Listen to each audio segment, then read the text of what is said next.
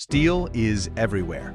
It shapes our cities, our cars, our bridges, even the devices we use every day. In 2024, the world produced roughly 1.88 billion tons of crude steel, and behind that number lies a fierce global contest for industrial strength. China is still the undisputed king, but the real intrigue begins when we look at the countries racing up the ranks. So let's count down the top 10 steel-producing nations for 2024 to 2025, from number 10 to number 1, and see how the balance of global power is starting to shift. At number 10 is Iran, turning out about 31.4 million tons of crude steel in 2024. What makes Iran's position fascinating is that it has achieved this scale despite long-standing international sanctions. Steelmaking has become a pillar of Iran's economy, with robust domestic demand for housing and infrastructure, and a growing list of export customers in Asia and the Middle East.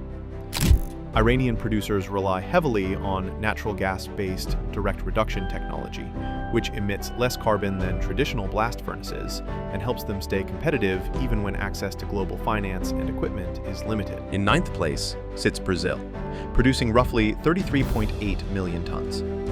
Brazil's competitive advantage is its abundant hydropower, which provides a cleaner electricity supply than coal-dependent nations.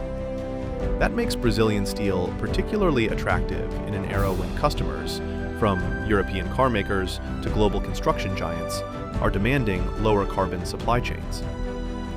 Brazil's long coastline and deep-water ports also make it well-positioned for exports, and with several projects underway to expand green steel capacity, it could climb further as environmental standards tighten worldwide. Moving to number 8, Turkey delivered about 36.9 million tons of steel. Turkey is a classic example of scrap-based production at scale. Most of its steel comes from electric arc furnaces that melt recycled metal, a method that is both energy efficient and well-suited to Turkey's role as an exporter. Turkish steel is shipped throughout Europe, North Africa, and the Middle East.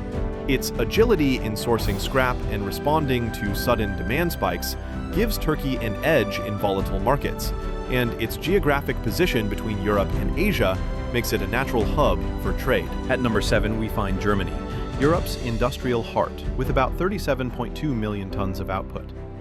Germany remains the largest steel producer in the European Union, but it faces high energy costs and some of the world's toughest climate policies.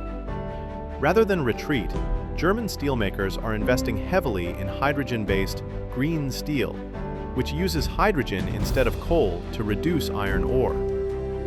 If successful, this could dramatically lower emissions and help German producers maintain their competitive edge in a carbon-constrained world. Germany's focus on automotive-grade and specialty steels also helps keep its industry profitable even when bulk demand softens. Next is South Korea in 6th place with about 63.6 million tons.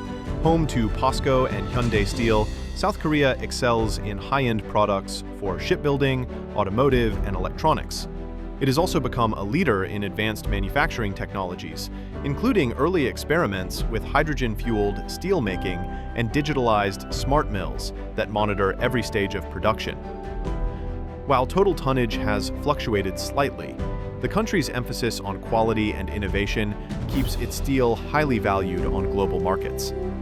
Cracking the top 5 is Russia, which produced around 71 million tons of crude steel in 2024. Despite heavy sanctions and the loss of many traditional export routes, Russia has remained a formidable steelmaker by pivoting trade toward Asia, the Middle East, and domestic infrastructure.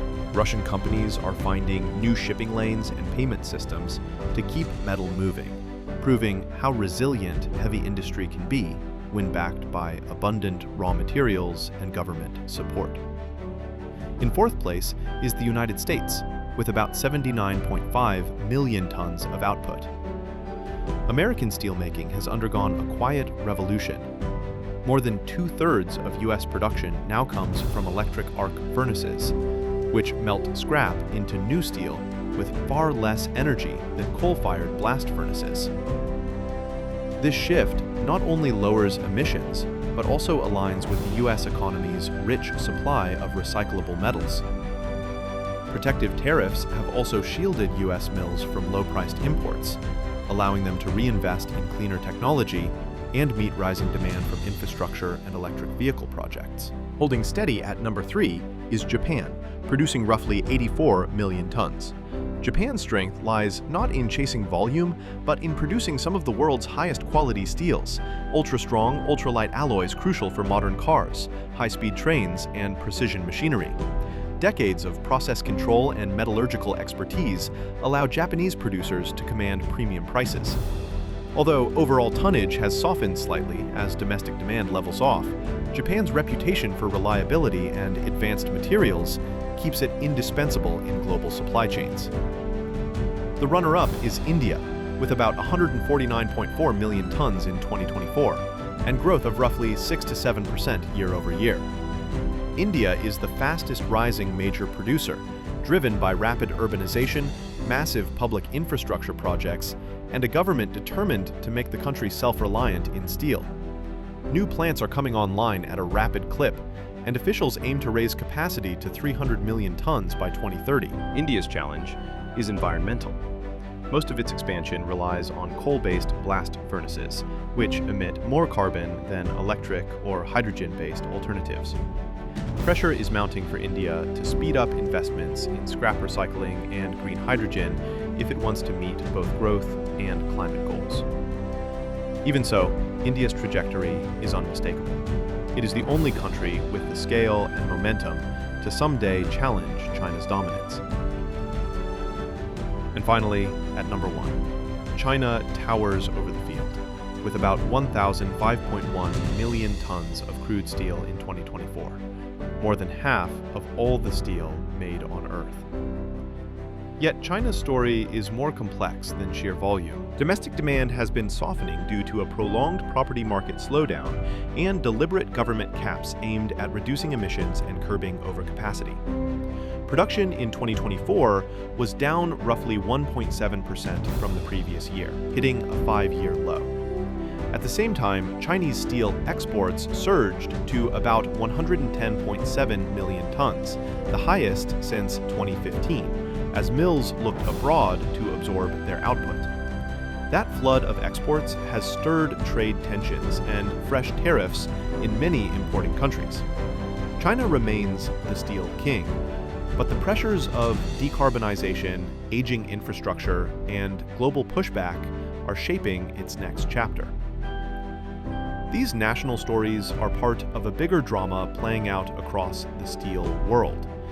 India's rapid rise and China's gradual cooling signal a slow but significant shift in the industry's center of gravity. The race for green steel, produced with hydrogen or electric arc furnaces using recycled scrap, is intensifying, with Europe, Japan, and South Korea investing billions to cut emissions.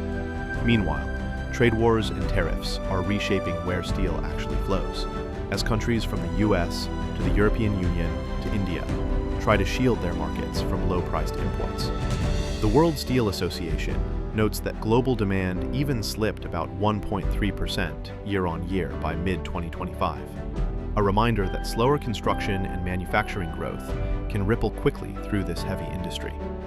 Looking more closely at the top players shows how these forces converge. China's struggle to balance output with environmental goals, India's challenge to scale up while cleaning up, Japan's strategy of premium specialization, the US pivot to electric arc furnaces, and Russia's rerouting of exports all illustrate how steel production is as much about politics and technology as about raw tonnage. Nations outside the top 10, from Vietnam and Indonesia to Italy and Mexico, are also expanding, adding new complexity to global supply chains.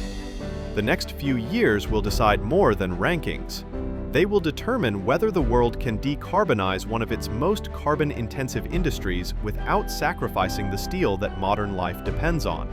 Hydrogen-based furnaces, large-scale scrap recycling, and carbon border taxes like the EU's CBAM will force producers everywhere to choose between rapid adaptation and lost market share. Steel isn't just about buildings and bridges, it is about economic power and strategic influence. China still rules, but India is coming fast, and the global race to make cleaner, smarter steel is rewriting the industry's playbook.